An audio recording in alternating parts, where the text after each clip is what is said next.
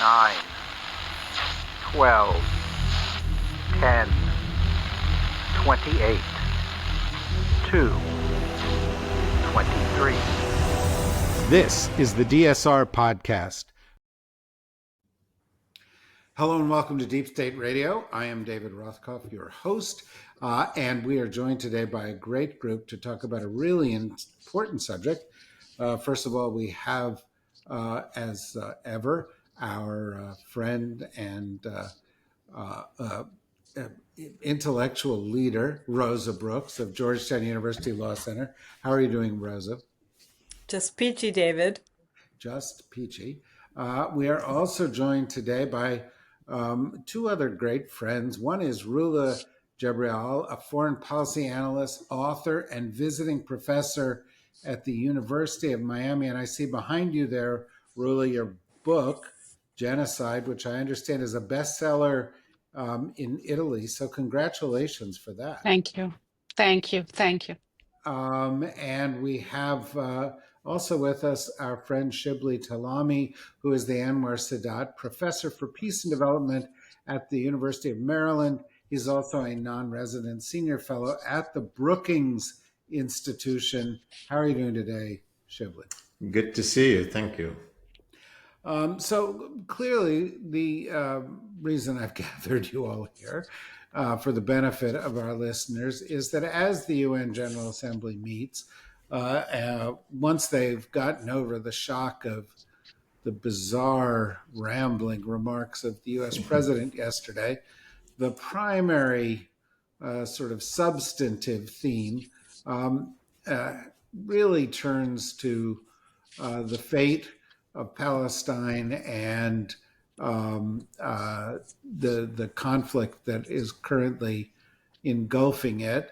And, you know, there's been a little news on that front so far this week.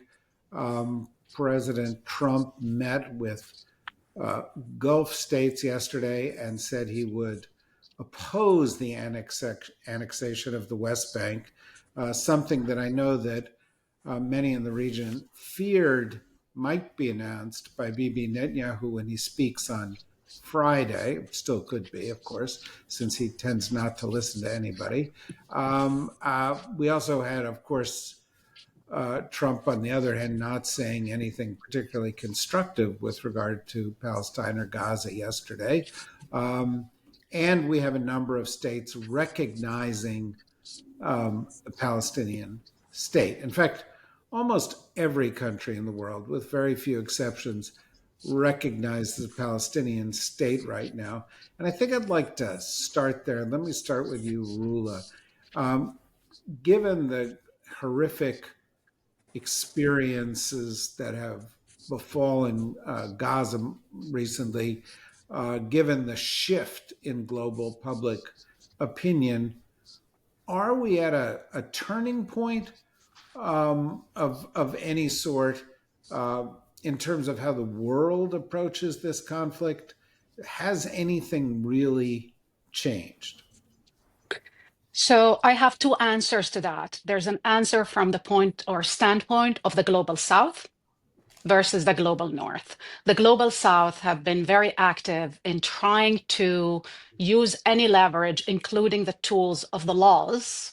And that was led by South Africa with a case against Israel at the ICJ, followed by many countries, Latin America, etc., because they realize and understand inherently the kind of colonial violence. You know, South Africa, many of the Latin American countries were subject to dictatorship. So they saw immediately, you know, in the rhetoric and the actions, the deeds and the words of Israeli leaders, where this was heading.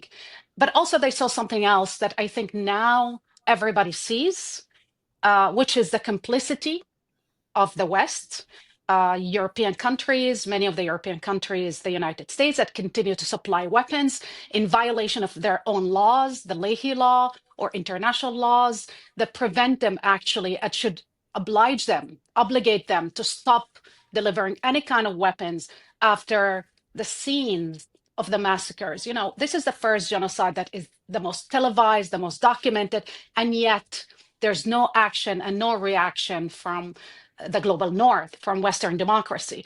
it's fascinating that when it comes to the recognition, to your point, the countries that are opposing the recognition, whether Italy, Germany, the United States, are actually the country that are supplying weapons as we speak to Israel. But also in the case of Italy, for example, and Germany, the two countries that committed atrocity against Jews during World War II. In the case of Italy, they went further.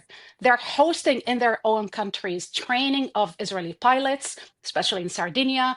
Hundreds of Israeli soldiers come on holiday there, protected by the police. And this created a fracture in the public opinion.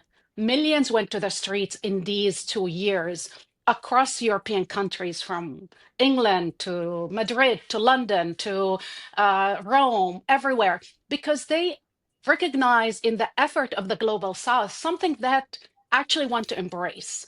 So what European countries now are trying to do, use the recognition, which is an important step, but it should not be the most important step, and it should not be a substitute for any critical steps or measures. The most important measure for Europe is suspension of any agreement that they have. Europe is the first trade partner to Israel. Number one, if they would suspend that accord or those agreements, Israel would reflect twice and think twice about what to do next. But they're not doing that. Von der Leyen and Matazzolo, who's the president of the parliament, the president of the European Commission, they're unwilling to do that because there's no consensus among 27 European countries. But also, they're not willing to do that because America still dictates European foreign policy. When it comes to the United States, it just required the threat of suspending arms to Israel, sometimes to get Israel to reflect on their policy. But Trump, as we see, is not only unwilling, he is adding fuel to the fire and talking about Riviera and talking about, and his ambassador to Israel is talking about a religious commission, and religious mission to help Israel establish an annexation, Judea and Samaria. I mean, they're using biblical terms, and I think this is very dangerous for the stand, especially not only the credibility, but also America's national security and European ones. Yeah, thank you for that. So, Shibley, the same question to you, because clearly many things have happened massively to affect global opinion. But do you think that any real change is likely? I know you wrote very thoughtfully about this in a July article in Foreign Affairs called "The Promise and Peril of Recognizing Palestine," and I wonder where you think this is headed. Well, I think, I'll layer, in addition to what Rula has said, particularly about the global South and the West, I think there is a profound global shift, including in the West, in public opinion. And I say it's profound. As you know, I do a lot of public opinion polling, and I've been doing it for decades. And I trace it particularly in the US, but I've done also international various stages. And I think there is a profound shift, and I say it's profound. I don't think it's just sort of I sympathize with this and I sympathize with that. I think you have a generational paradigm about Israel that has emerged. I think what we have seen over the past 2 years is a profound transformation in the way Israel and Palestine are seen, particularly by a young generation, not just Americans, but you look at not just my own polling, but Pew polling that's international, and see how Western opinion has transformed, particularly younger generation. I think this is lasting. I don't think this is just a spike in the news when they go up and down. I think in some ways similar to we had a Vietnam generation. We had the Pearl Harbor generation. We have a Gaza generation, and I think we have a Gaza paradigm. And I think the one reason why that is really profoundly important is that for the West, I think the reason typically when you're looking at a story that is remote, we have other horrific events taking place around the world, like in the Sudan or many other places that we can point to about horrors that are being committed on a regular basis. but I think this particular issue, because of the location of Israel in the West, because of the complicity of Western states that Rula talked about, particularly the U.S., it is an American issue. It is a Western issue. It is a British issue. It is a French issue. It is a German issue. It is an Italian issue. It isn't just a secondary issue. So typically, those things, when you're observing them happening internationally, I think you're observing them remotely, and this is spikes up and down. But this is, while it's not obviously a Western issue directly, it is understood by this generation to be a look at all the grievances that are happening in our own politics. According to my polling, I showed just a couple of weeks ago how not only Democrats now are, including older Democrats, by the way, Democrats have shifted all. There's the gap between younger Democrats and older Democrats on the issue of Israel has really been bridged now. It's all Democrats, all the young, but in among Republicans, I've shown in my recent poll a dramatic shift taking place between young Republicans and older Republicans. And a lot of it has to do with grievances about their own lives. They think what's happening, it's not just that they're rejecting this morally, but they think it impacts their own lives as Americans, whether it's economic grievances, whether it's being drawn to wars they don't want. So they see this. So I think there's something profoundly important. Don't underestimate it. The problem is that this is not translated into policy.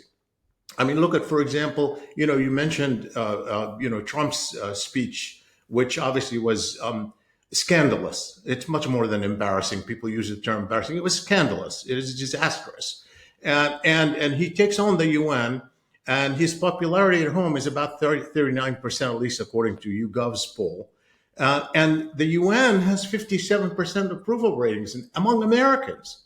Americans, 57% according to Pew poll, have a favorable view of the UN, which is an increase over last year. So you have a huge gap. Here's the president. He's the one who's making the decision. He's making the decision in our lives. And obviously, public opinion is not moving him, at least for now. And that's true in Western countries. Yes, Italy and Germany, we'll see what happens. But certainly it has moved the UK, it has moved France. They're partly doing this for public opinion. Don't kid yourself. You could see how motivated the public is.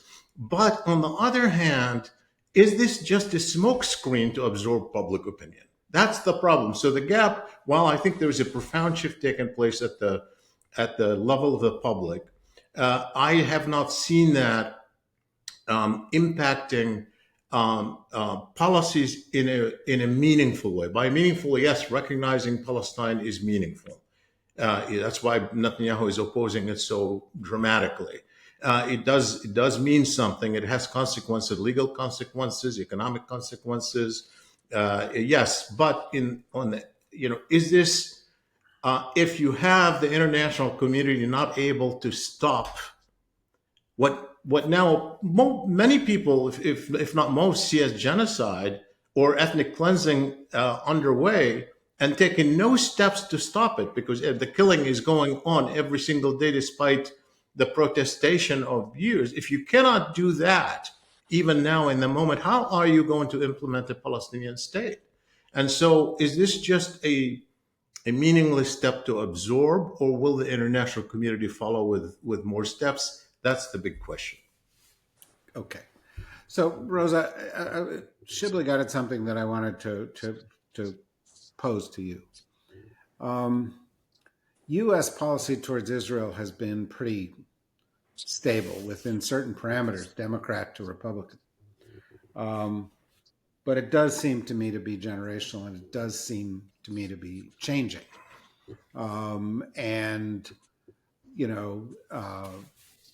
The most Jewish place in the United States, New York City, is now massively opposed to what's going on in Israel and supporting a mayoral candidate who's openly opposed to it. They're also opposed to the policies that the Biden administration had with regard to Gaza. Trump was a rubber stamp, yes, yes, yes, for Israel. And yet, yesterday he did sit down and say, I will oppose annexation. I don't know if he actually will. And I don't, I mean, he'll say anything to any crowd. Um, but I think there is a sense that, you can't deny that this is a genocide anymore. You can't deny that Israel is a bad actor, that Netanyahu is a bad actor. And all the traditional grounds for support seem to be um, evaporating. Is the old US Israel relationship dead? The old US everybody relationship is dead. The old US is dead. So I think the answer to that is yes, but it's a subset of, a broader and seismic shift in how the world perceives the US, whether as an ally or as an adversary, that the age of Donald Trump has kind of exploded everybody's assumptions about the United States as an actor that will have either a predictable or a coherent and consistent role interacting with others. And I think Trump's speech and Sibley's Shibley, your characterization of it is disastrous is, if anything, probably understates it slightly, right? But it's an example. He just says whatever he feels like saying, and he contradicts himself right in the same speech a dozen times. So I think though, I mean, a couple of things that sort of jump out at me from listening to Rula and Shibley. One is, Shibley, you put your figure on a perennial problem, which is the disconnect within the US, certainly, between what the public seems to want and either how that does or does not translate into their voting behavior, but also how that does or doesn't translate into policy decisions made by the executive branch. And here again, Israel and Palestine is a subset of a much larger problem and puzzle, which is that issue by issue for decades, the American public has been somewhat to the left, issue by issue, policy by policy, than either Democratic or Republican administrations. That if you poll people on, well, would you like universal health care? Oh, yes, we absolutely want that. That the American public issue by issue is pretty reasonable, pretty compassionate, and substantially to the left of the executive branch quite consistently,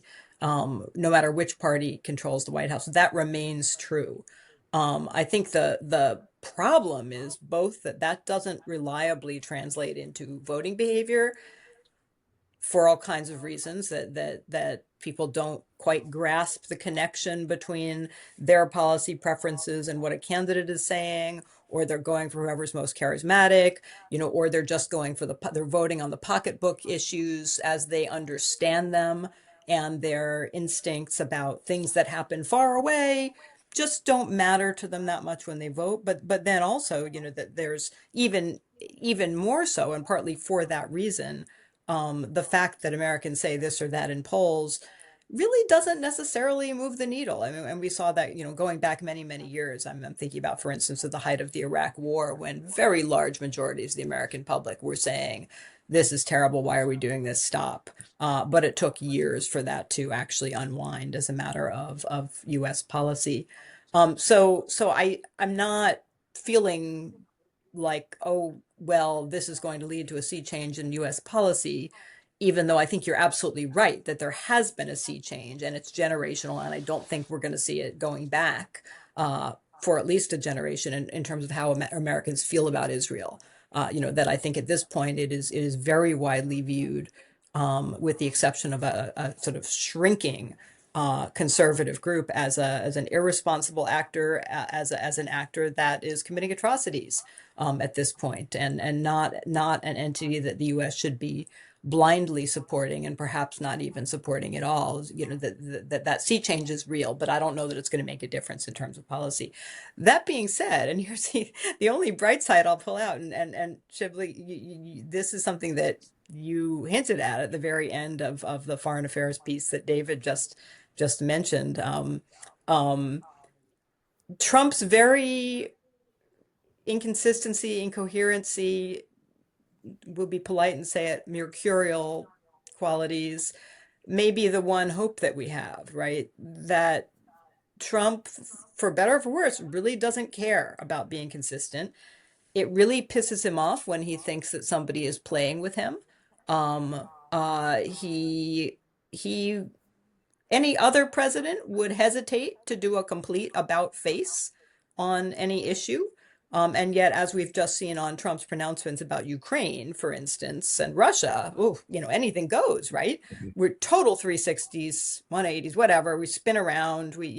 We're all over the place. And I don't think it's completely impossible that Netanyahu could just piss him off enough that despite his dreams of a Riviera-style resort development in Gaza, etc., that he could suddenly decide, no, I'm just done being messed with by Netanyahu, and I'm going to punish you. Would that last? I don't know, but in a funny way, I actually think that there is less of there's been a bipartisan lock on U.S. aid for Israel for decades. Trump, not for any good reasons, but for bad reasons, might be the one guy who'd be willing to say, oh, yeah, well, I don't care. We're done.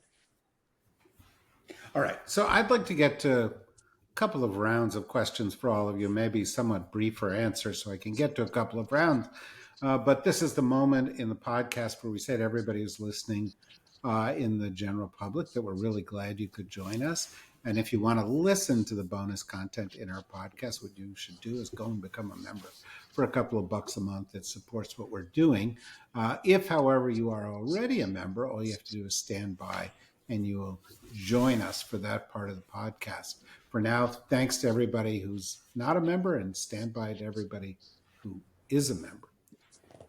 So, Rula, I want to do these couple of rounds of questions and talk about what I see as sort of trigger points in this and where they may lead.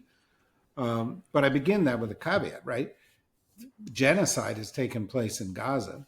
Somewhere between 65,000 and 100,000, maybe more people have been killed by the Israelis, most of them innocents, a majority of them women and children. And there's no defense for that. Gaza is effectively gone. And yet it hasn't actually triggered a substantive change in policy from the United States or Germany or Italy or the EU. And the question is, what signal does that send to Israel? Are we about to see now ethnic cleansing? Are we about to see something even worse in an effort to erase Palestine because this hasn't happened? How likely is that in your mind? That's, I think, the not only the question, but you're right. Total impunity emboldened Israel to carry out and continue its genocidal practices and tactics. By the way, the former head of the IDF, the Israeli forces, Halevi, stated and bragged, we killed 200,000 Palestinians. We took the gloves off. You just need to listen to the Israelis speaking in Hebrew, not in English, to understand that for them, total victory is not defeating Hamas, but expelling, ethnically cleansing Palestinians from Gaza, but also from the West Bank.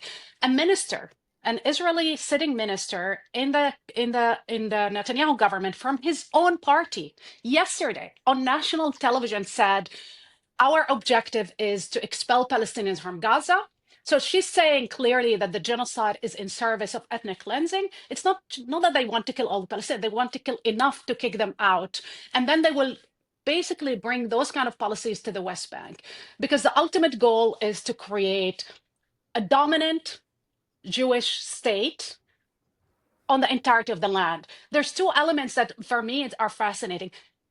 If they cannot change the equation of the numbers, the demographic numbers, as we speak, there are 7.5 million Palestinians and 7.5 million Israelis between the river and the Jordan and the Mediterranean and the Jordan River. If you don't change that equations, meaning if they are unable to kick out millions of Palestinians, the situation on the ground will continue to be what we're saying: permanent military occupation, ethnic cleansing, and genocidal tactics. and they will use whatever excuse. Today, as we speak, in the New York Times, Benny Gantz, the former, he's an Israel leader. He was former Minister of Defense under Netanyahu. He actually said that he's against the recognition of the state of Palestine.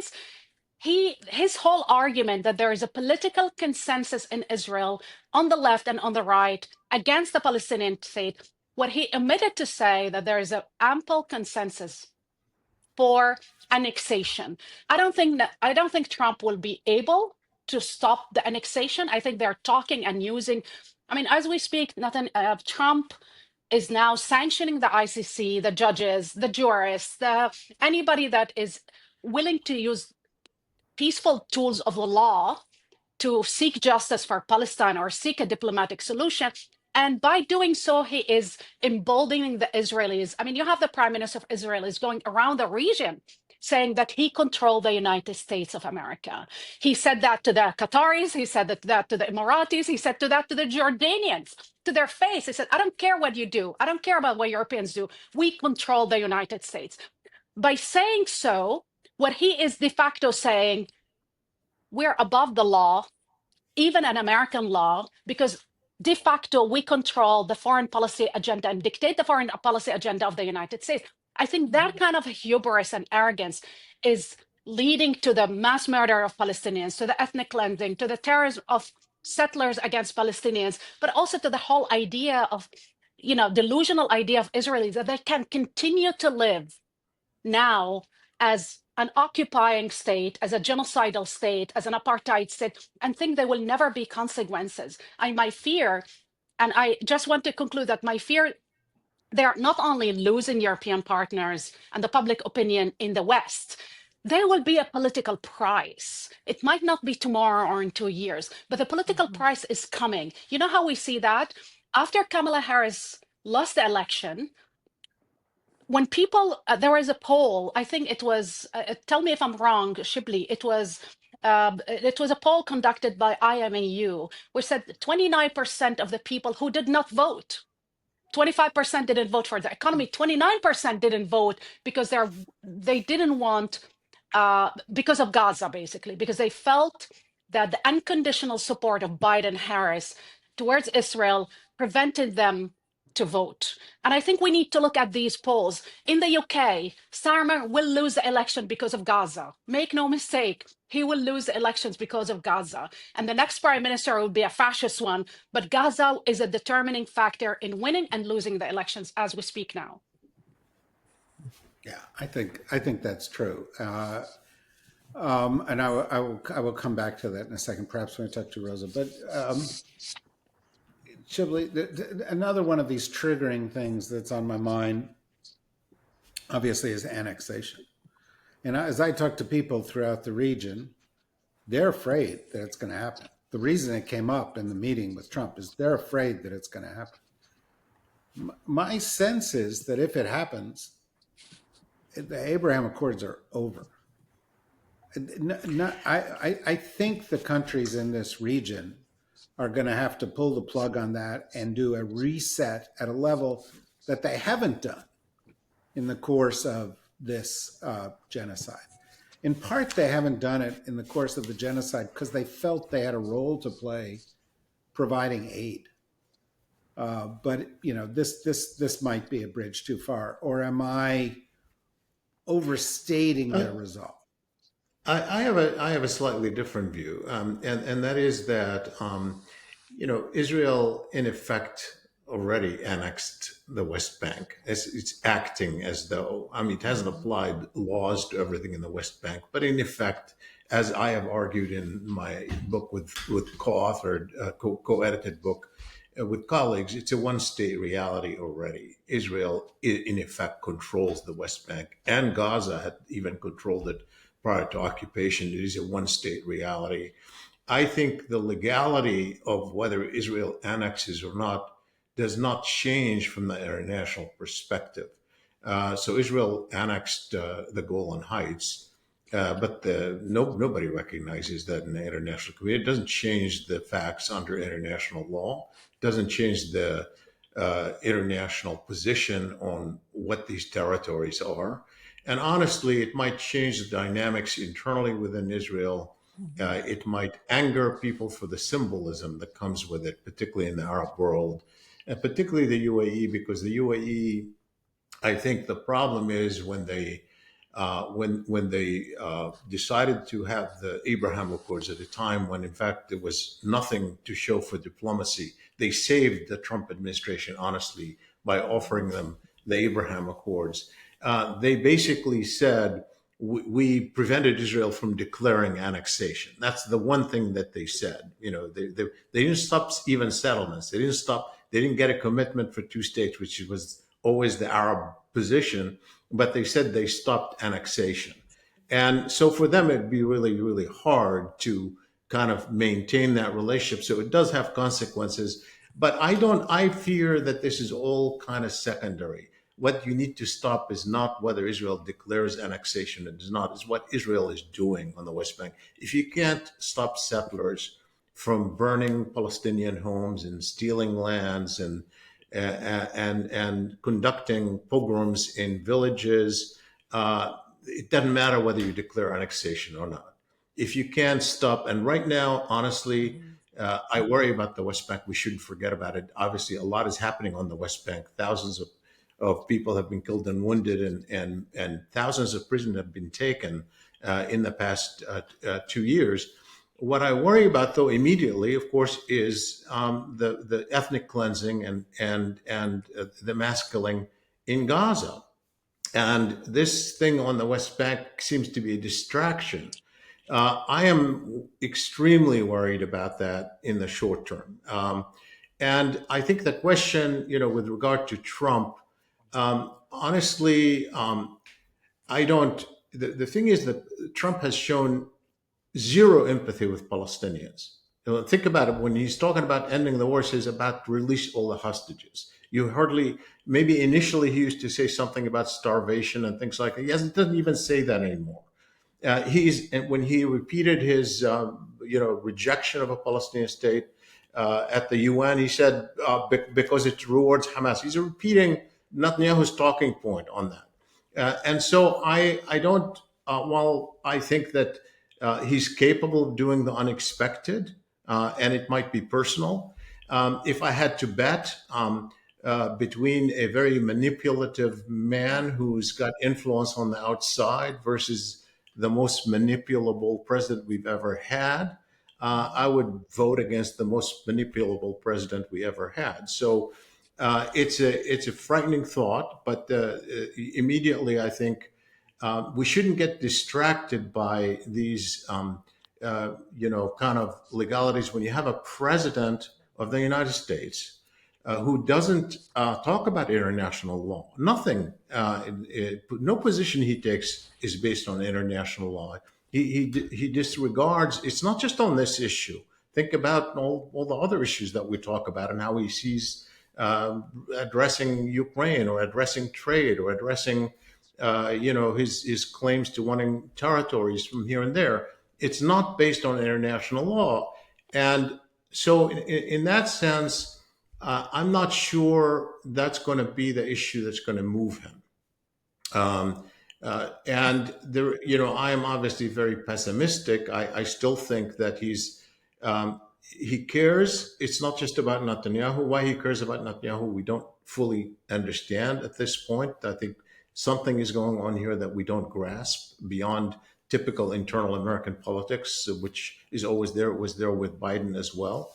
But he also seems to care about what rich Arab governments in the Gulf want. So, the Saudis, obviously he went there first. He thinks they're giving him a lot. He cares about, in some ways, initially when he was portraying Israel and the Arab states, he was seeing that the rich Arab states are giving and Israel is taking. So in some ways, there's this mechanism in his mind doesn't work in favor of Netanyahu, and yet he's 100%, at least publicly, in favor of Netanyahu. So something there is not clicking. You could see that when he went to Saudi Arabia, he recognized, he met with Shah, the president of Syria, and clearly decided to end the embargo against Israeli wishes.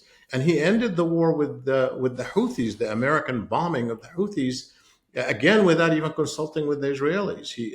And yes, Netanyahu drew him into bombing Iran, something I think probably he didn't want to do. But he ended it very quickly, and certainly didn't want to be trapped into a regime change, which was Netanyahu's preference. So he does have these moments of independence, as Rosa said, where he asserts he wants to, he has his own thinking. But when I look at the big picture, particularly on this one, all the factors that go into it, I'm not seeing it. I'm not seeing it. Yeah. And Meaning, by I'm the not way, seeing an opportunity. Yeah. no, I understand. By the way, I would add, he knew in advance of the Israeli attack on Qatar on the Palestinians, Absolutely. Yeah, and definitely. he did not take any action to stop it. Rose, I'm gonna, this is kind of the final question, but it's also the toughest one for me. I think people who listen to our podcast know where I come out on this. This is genocide. Israel, the U.S. should not supply arms. The U.S. should stop providing aid. Everybody should stop providing aid. The ICC should be allowed to do its business. These people should be prosecuted for war crimes. I think that's all evident on its face, although it hasn't manifested itself in U.S. policies. As a Jewish person who says these kind of things, it gets me into a lot of trouble, and I get into these big battles with people. And at one point, with the campus demonstrations, I wrote and said, that I didn't feel that opposing Zionism was anti-Semitic. And immediately, the heads of several Zionist organizations who I happen to know, or Jewish organizations, called me up and said, "So you don't believe Israel has the right to exist?" And I said, "I don't even think that's a question. It exists." I said, "But I certainly wouldn't describe myself as a Zionist because I believe in separation of church and state and a bunch of other things." But I have to say, the further we get into this and following through on what Rula says, seems likely, and following through on what Shibley says seems likely, this government of Israel is not only a rogue government in the sense that it's ignoring international law. It's not a legitimate government. It is a criminal government. What does the U.S. do about that?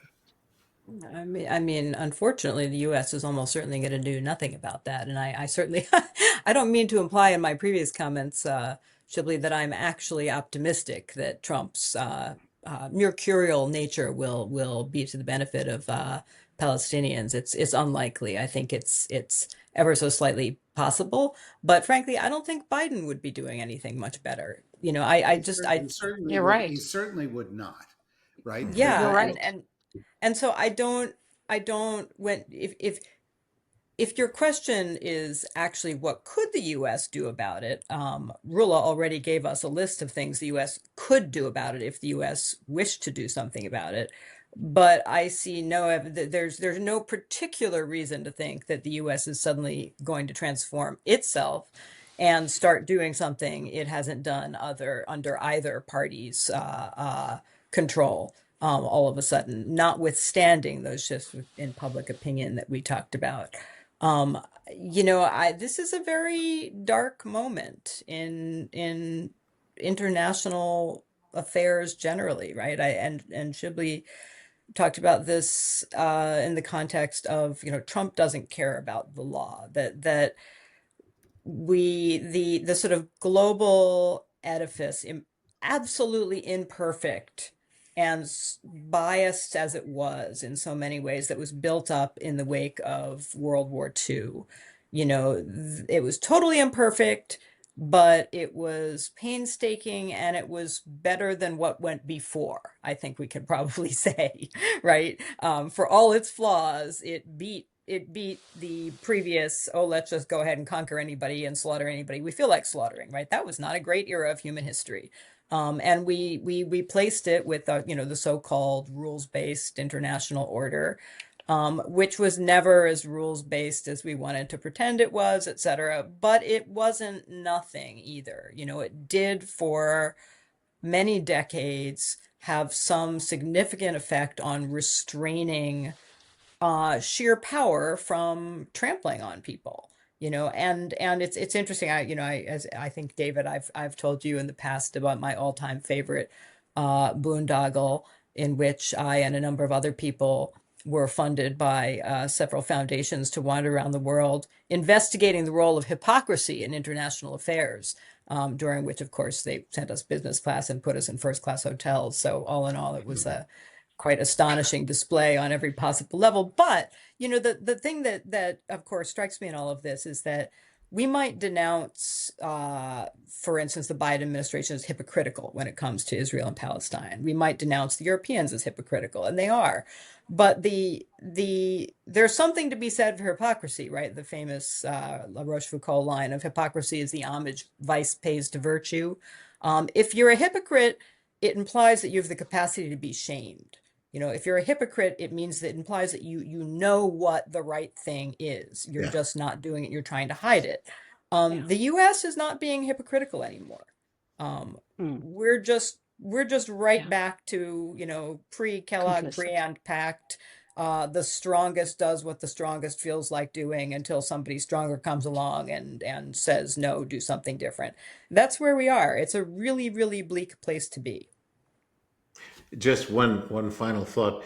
I sometimes wonder whether Trump is really smarter than all of us, that he's just giving Netanyahu enough rope to hang himself, because he's Really? not going in a place. Do you really? I don't believe that. I have 1%. I don't think so.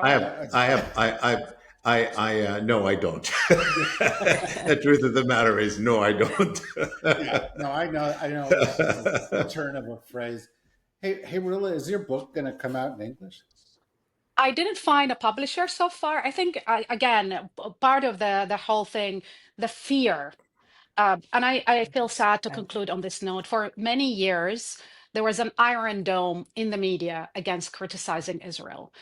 The situation that is unfolding now with genocide and ethnic cleansing and terrorism, outright terrorism, where they go and bomb the negotiating team in other countries, is the byproduct of the unwilling to many here in the United States to have a critical view of Israel.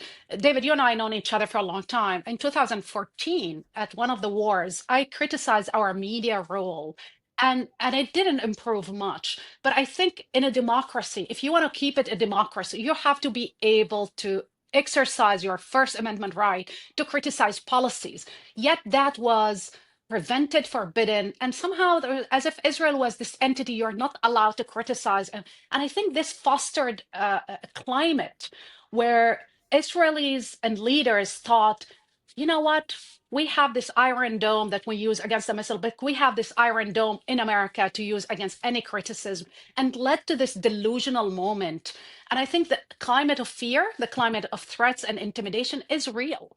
And I'm surprised that many of my books were translated around the world. This one, I have requests from Germany, from Spain, from France, and they're coming out soon. The United States, I've been, talking to many people, and they're uncomfortable with the title. Maybe if I change the title, but I'm not willing to change the title. What we're seeing is a genocide.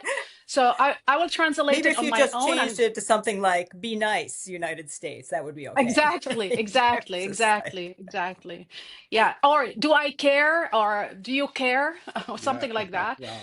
I don't know. I mean, I will translate it with my own money and give it as a gift to my friends. Let's put it this way. I hope that it does get translated, and I think publishers are missing the Thank you. demographic shift that we're talking about, because I think people recognize what is happening here. I think you're right that you can't have a democracy if you can't have an open discussion like that. I talk to a lot of people who say, who talking about past genocides will say, well, how did that happen? How did the world let that happen? And I have to say, this is how it happened, the way it's happening right now. It's not just democracy that is the issue. It's whether all of us can fulfill our moral responsibilities as people living in this moment to do everything we can to stop this. And many people do not. And many media outlets and publishers and political leaders oppose doing what's morally right, but we have to continue to talk about it. One of the reasons I'm so glad that I was fortunate enough to be able to have this conversation with the three of you is that the three of you have always been honest and open and courageous about this. And I hope we'll be able to continue that conversation going forward. But for now, I just want to recognize that and my admiration for all of you in that regard. So thank you, Rosa. Thank you, Rula. Thank you, Shibley. Thank you, everybody, for listening. And we'll be back with more on this and other topics each and every day. So join us here at the DSR Network. Bye-bye. Thank you.